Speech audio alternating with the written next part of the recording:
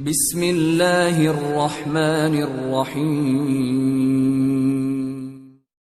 اتنی دیر تک بنو ثقیف کے کچھ اور سردار بھی ان کے پاس آ کر بیٹھ گئے تھے۔ پھر گفتگو شروع ہوئی اور عمر بن امیہ نے ان سب کو مخاطب کر کے کہا،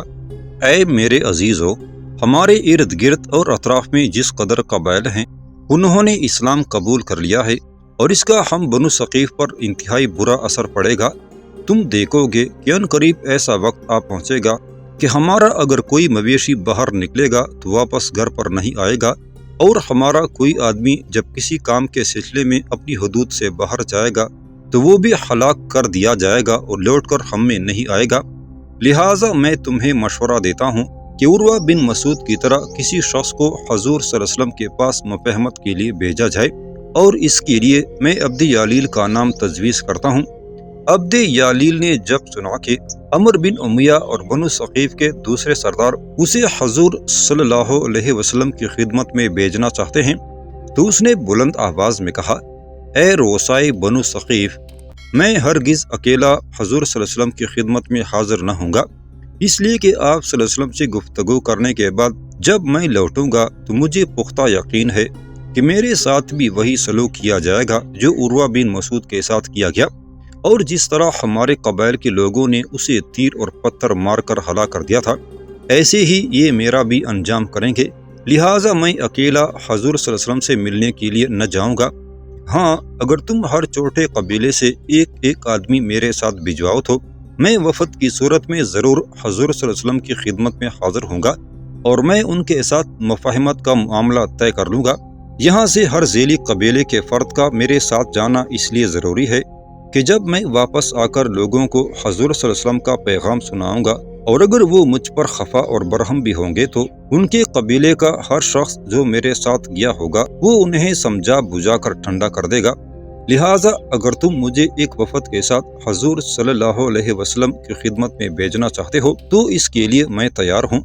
عمر بن امیہ اور دوسرے سردار اس بات پر آمادہ ہو گئے۔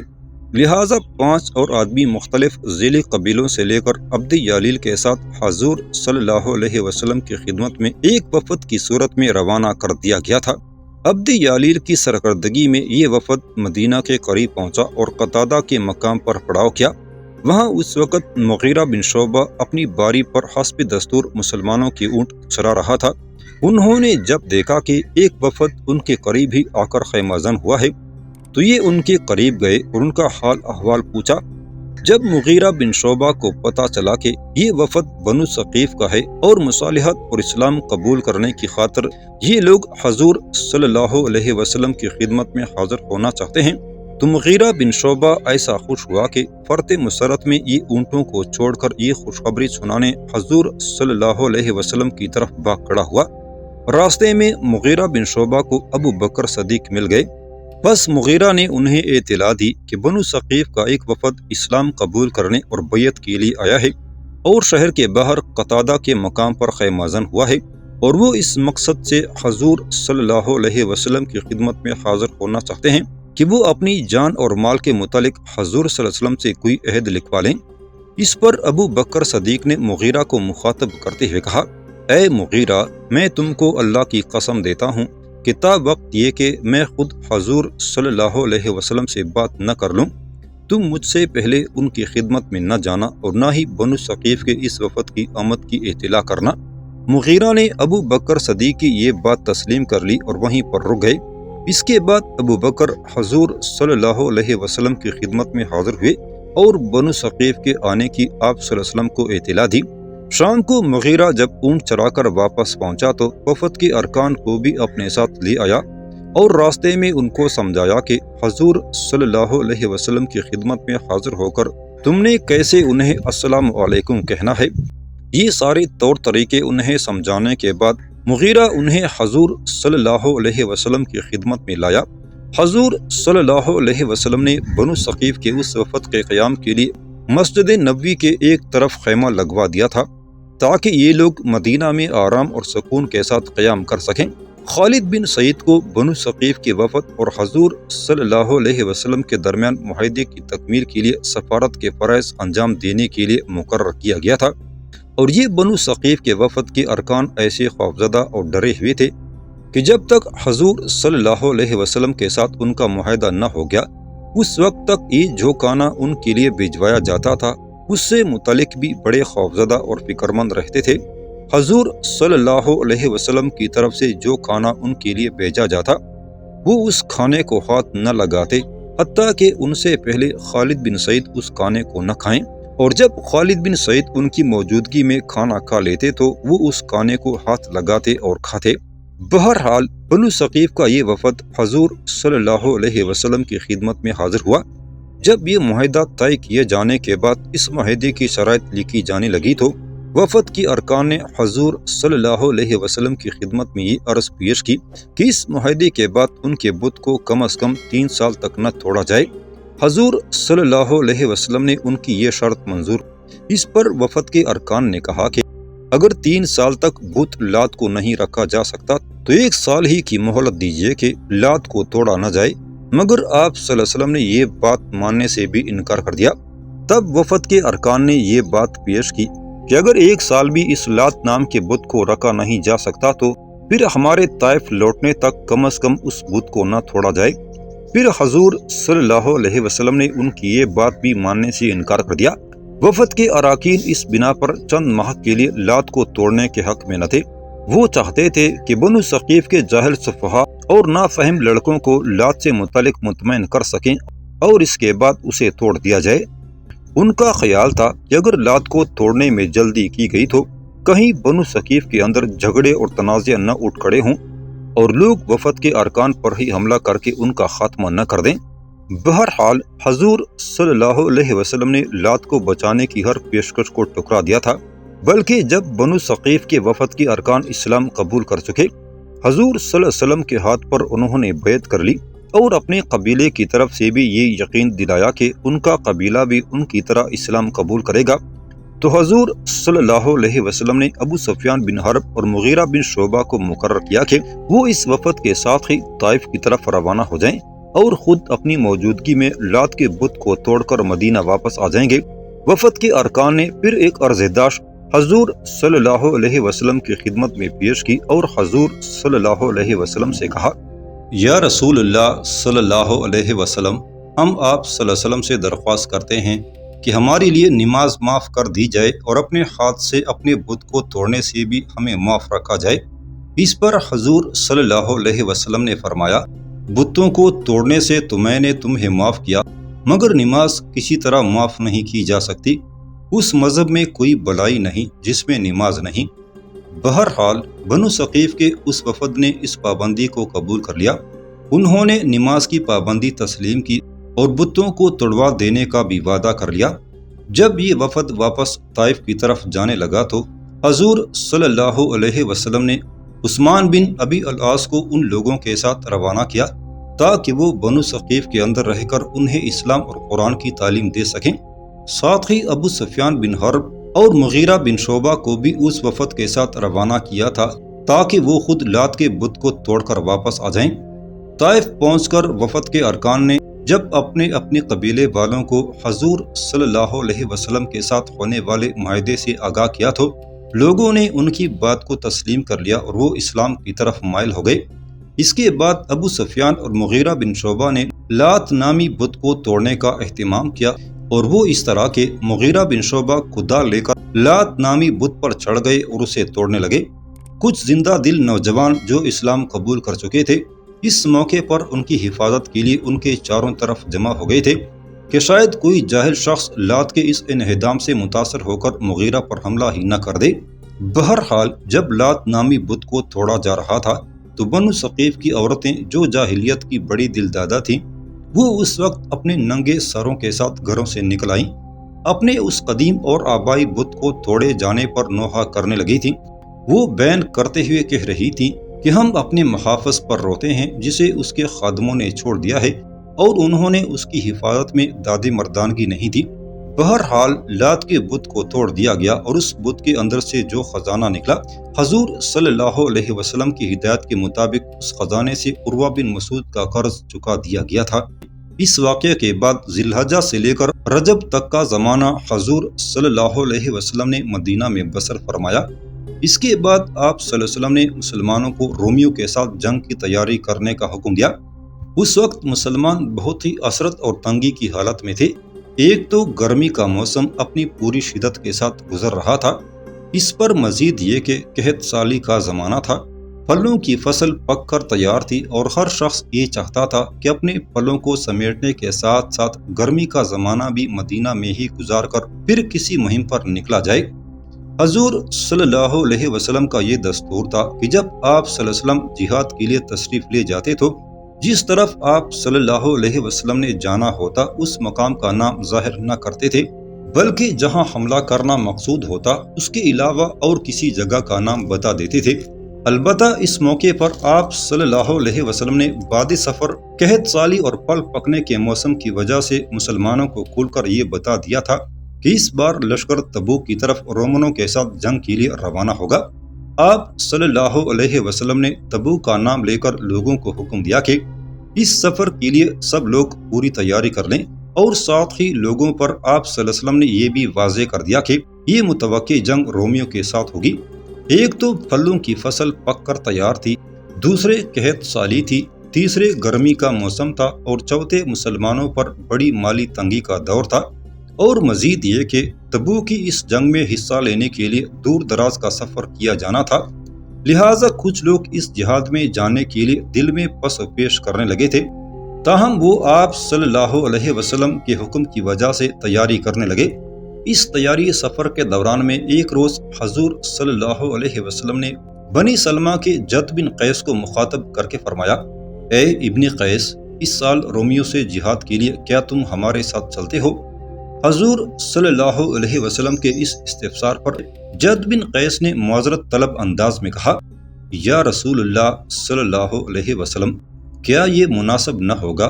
کہ آپ صلی اللہ علیہ وسلم مجھے یہیں قیام کی اجازت دے دیں اور اس فتنے میں نہ ڈالیں، کیونکہ بخدا میری تمام قوم اس بات سے واقف ہے کہ میں عورتوں کا نہایت ہی دل دادا ہوں۔ مجھے اندیشہ ہے کہ رومیوں کی عورتوں کو دیکھ کر مجھ سے صبر نہ ہو سکے گا، لہٰذا میں آپ صلی اللہ علیہ وسلم سے گزارش کرتا ہوں کہ مجھے رومنوں کے ساتھ اس متوقع جنگ کے لیے تبوک کی طرف نہ لے جائیں اور مجھے مدینہ میں ہی قیام کرنے دیں۔ جد بن قیس کا یہ جواب سن کر حضور صلی اللہ علیہ وسلم نے اس کی طرف سے منہ پھیر لیا اور فرمایا، اچھا، میں نے تم کو مدینہ میں قیام کرنے کی اجازت دی۔ اس پر جد بن قیس ہی کے متعلق قرآن کریم میں آیات نازل ہوئیں جس میں فرمایا گیا کہ ان کا یہ کہنا کہ عورتوں کے فتنے میں پڑنے کے مواقع سے معاف کر دیا جائے، حالانکہ ان کا محض یہ بہانہ تھا، حقیقت نہ تھی، بلکہ اس قول سے وہ اور اس سے بڑھ کر اس فتنے میں مبتلا ہو گئے کہ رسول اللہ صلی اللہ علیہ وسلم کی مائیت سے انہوں نے ارادتاً پہلو تہی کی اور اپنی جان کو رسول اللہ کے مقابلے میں عزیز رکھا، اور اسی لیے اللہ تعالیٰ نے اس سلسلے میں فرمایا، بے شک ان لوگوں کے لیے جہنم ہے جو آپ صلی اللہ علیہ وسلم کے پیچھے رہ جائیں گے۔ کسی جنگ کی تیاری کے موقع پر کسی منافق نے مسلمانوں کو جہاد سے روکنے، دین الہی میں شک ڈالنے اور حضور صلی اللہ علیہ وسلم کی بات کو بگاڑنے کے لیے کہا کہ تم اس گرمی میں جنگ میں حصہ لینے کے لیے نہ جاؤ۔ انہی منافقوں کے لیے قرآن کریم میں اللہ تعالیٰ نے فرمایا، منافقوں نے کہا کہ تم گرمی میں نہ جاؤ، کہہ دو کہ دوزخ کی آگ اس سے کہیں زیادہ گرم ہے اگر وہ سمجھیں۔ پھر رسول اللہ صلی اللہ علیہ وسلم نے سفر کے لیے جدوجہد شروع کر دی، لوگوں کو حکم دیا کہ وہ تیار ہو جائیں اور سمٹ کر اکٹھے ہو جائیں۔ دولت مندوں کو آپ صلی اللہ علیہ وسلم نے اللہ کے راستے میں خرچ کرنے اور سواریوں کا انتظام کرنے کی دعوت دی، چنانچہ کچھ دولت مندوں نے سواریوں کا بندوبست اور اونٹوں کا انتظام کیا۔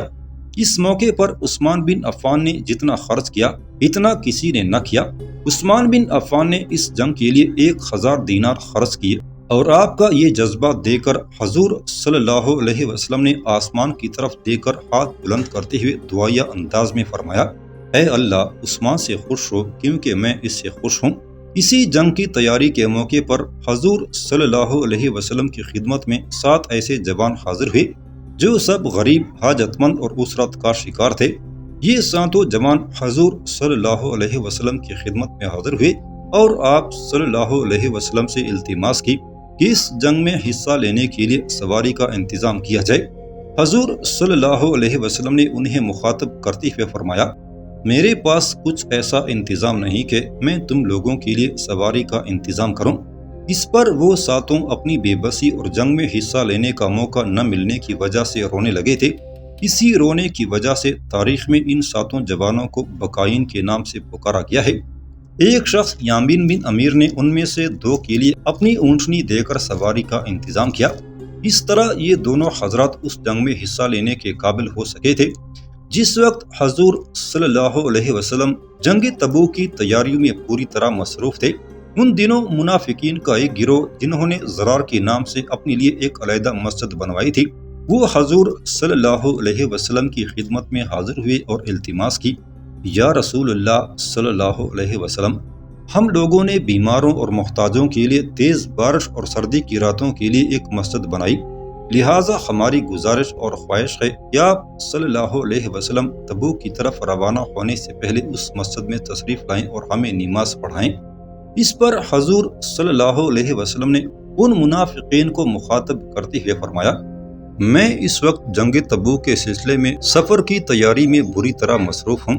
اللہ نے چاہا جب ہم اس مہم سے واپس آئے تو ہم تمہارے پاس ضرور آئیں گے اور اس مسجد میں نماز پڑھائیں گے۔ اس کے بعد حضور صلی اللہ علیہ وسلم نے اپنے لشکر کے ساتھ مدینہ سے کوچ کیا اور مدینہ میں آپ صلی اللہ علیہ وسلم نے ابن مسلمہ انصاری کو عامل مقرر کیا، جبکہ علی بن ابی طالب کو حضور صلی اللہ علیہ وسلم نے اس لیے پیچھے چھوڑ دیا کہ آپ حضور صلی اللہ علیہ وسلم کے اہل و عیال کے پاس رہیں اور ان کے ساتھ قیام کریں۔ منافقین کو جب خبر ہوئی کہ حضور صلی اللہ علیہ وسلم علی بن ابی طالب کو اپنے اہل و عیال کے لیے مدینہ میں چھوڑ گئے ہیں تو انہوں نے اس بات سے فائدہ اٹھانے کی کوشش کی اور لوگوں میں یہ بات مشہور کرنی شروع کر دی کہ حضور صلی اللہ علیہ وسلم علی بن ابی طالب کو اس لیے پیچھے چھوڑ گئے ہیں کہ آپ صلی اللہ علیہ وسلم انہیں اپنے آپ پر ایک بوجھ سمجھتے تھے اور چاہتے تھے کہ اس بوجھ کو اتار پھینکیں اور ہلکا کر دیں۔ منافقین نے جب یہ باتیں کی اور یہی باتیں علی بن ابی طالب کے پاس پہنچی تو آپ نے فوراً اپنے آپ کو مسلح کیا اور سواری کا انتظام کیا اور حضور صلی اللہ علیہ وسلم کے لشکر میں شامل ہونے کے لیے وہ مدینہ سے تبوک کی طرف روانہ ہو گئے تھے۔ جروف کے مقام پر حضرت علی نے اپنی لشکر کو جا لیا، حضور صلی اللہ علیہ وسلم کی خدمت میں حاضر ہوئے اور عرض کی کہ یا رسول اللہ صلی اللہ علیہ وسلم، منافقین مدینہ کہہ رہے ہیں کہ آپ صلی اللہ علیہ وسلم نے مجھے اس لیے پیچھے چھوڑ دیا کہ آپ صلی اللہ علیہ وسلم نے مجھے ایک بوجھ سمجھا اور آپ صلی اللہ علیہ وسلم اس بوجھ سے ہلکا ہونا چاہتے تھے، اس لیے مجھے مدینہ میں چھوڑ دیا۔ اس پر حضور صلی اللہ علیہ وسلم نے فرمایا، وہ جھوٹ کہتے ہیں، میں نے تمہیں اس لیے مدینہ میں پیچھے چھوڑا ہے کہ تم میرے اہل و عیال کی نگرانی کرو، پس واپس جاؤ، میرے اور اپنے اہل خانہ میں میری قائم مقامی کرو۔ اے علی، کیا تم میری اس بات سے خوش نہیں کہ تم میرے لیے اس مقام پر ہو جس مقام پر ہارون علیہ السلام موسیٰ علیہ السلام کے لیے تھے؟ مگر یہ بات ضرور ہے کہ میرے بعد کوئی نبی نہیں ہو سکتا۔ حضور صلی اللہ علیہ وسلم کی یہ باتیں سن کر علی بن ابی طالب جروف سے مدینہ کی طرف واپس ہو گئے تھے۔ اس موقع پر ایک اور عجیب و غریب واقعہ پیش آیا اور یہ عجیب واقعہ ابو خیثمہ کا تھا۔ اس نے اپنے لشکر کے ساتھ مدینہ سے کوچ کیا تھا اور چونکہ لشکر کی رفتار آگے بڑھنے کی سست تھی، لہٰذا یہ لشکر سے نکل کر واپس مدینہ اس نیت سے آ گئے کہ 2-4 دن گرمی گرمی سے بچ کر آرام کروں گا، اس کے بعد پھر تیزی سے سفر کرتے ہوئے لشکر کو جا لوں گا۔ اس ابو خیثمہ کی 2 بیویاں تھیں۔ لشکر سے نکل کر جب یہ مدینہ واپس آیا تو اس نے دیکھا کہ اس کی دونوں بیویوں نے اس کے باغ میں 2 سائبان بنا رکھے ہیں، ہر بیوی نے اپنے سائبان میں چھڑکاؤ کر رکھا ہے اور ابو خیثمہ کے لیے پانی ٹھنڈا کر کے رکھا ہوا ہے، نیز اس کے لیے دونوں بیویوں نے کھانا بھی تیار کر کے رکھا ہوا تھا۔ ابو خیثمہ جب ان دونوں سائبانوں کے قریب آ کھڑے ہوئے تو دونوں بیویوں اور ان کی تیاریوں کو دیکھ کر بولے، رسول اللہ صلی اللہ علیہ وسلم تو دھوپ، گرمی اور ہوا میں ہوں اور ابو خیثمہ ان ٹھنڈے سائبانوں کے سائے میں تیار شدہ کھانا کھاتے ہوئے اپنی خوبصورت بیویوں اور مال و متاع کے ساتھ یہاں مقیم ہو، یہ اچھی بات نہیں ہے۔ اس کے بعد ایک عزم اور جرأت مندی کا مظاہرہ کرتے ہوئے ابو خیثمہ نے اپنی دونوں بیویوں کو مخاطب کرتے ہوئے کہا، خدا کی قسم، میں تم دونوں میں سے کسی کے سائبان میں داخل نہیں ہوں گا۔ بلکہ میں رسول اللہ صلی اللہ علیہ وسلم کے ساتھ جاتا ہوں، اس لیے تم میری زادرہ تیار کر دو۔ چنانچہ دونوں بیویوں نے مل کر ان کا زادرہ تیار کیا اور ابو خیثمہ اپنے اونٹ کے پاس آئے اور اس پر کھجاوا کسا۔ پھر رسول اللہ صلی اللہ علیہ وسلم سے جا ملنے کے لیے وہ نکل کھڑے ہوئے۔ راستے میں ابو خیثمہ کو ایک شخص عمیر بن وہب مل گیا، یہ بھی پیچھے رہ گیا تھا اور بڑی تیزی سے اپنے لشکر میں شامل ہونے کی کوشش کر رہا تھا، لہٰذا یہ دونوں حضرات بڑی برق رفتاری سے آگے بڑھے تاکہ وقت ضائع کیے بغیر وہ حضور صلی اللہ علیہ وسلم سے جا ملیں۔ یہ دونوں اس وقت اپنے لشکر کے قریب پہنچے جب حضور صلی اللہ علیہ وسلم تبوک پہنچ کر پڑاؤ کر چکے تھے۔ جب مسلمانوں نے انہیں اپنی طرف آتے دیکھا تو کچھ لوگوں نے پکار کر کہا، نہ جانے یہ کون سوار ہیں جو ہماری طرف آتے ہیں۔ اس پر حضور صلی اللہ علیہ وسلم نے ان دونوں سواروں کی طرف دیکھتے ہوئے فرمایا، اے ابو خیثمہ، یہ تم ہی ہو؟ پھر جب وہ سوار قریب آئے تو لوگوں نے چلا کر کہا، یا رسول اللہ صلی اللہ علیہ وسلم، خدا کی قسم آپ صلی اللہ علیہ وسلم کا کہنا درست ہوا، یہ تو ابو خیثمہ ہی ہے۔ جب ابو خیثمہ اپنے اونٹ کو بٹھا کر حضور صلی اللہ علیہ وسلم کی خدمت میں حاضر ہوا تو آپ صلی اللہ علیہ وسلم نے اسے مخاطب کر کے فرمایا، اے ابو خیثمہ، تم تو ہلاکت کے قریب چلے گئے تھے،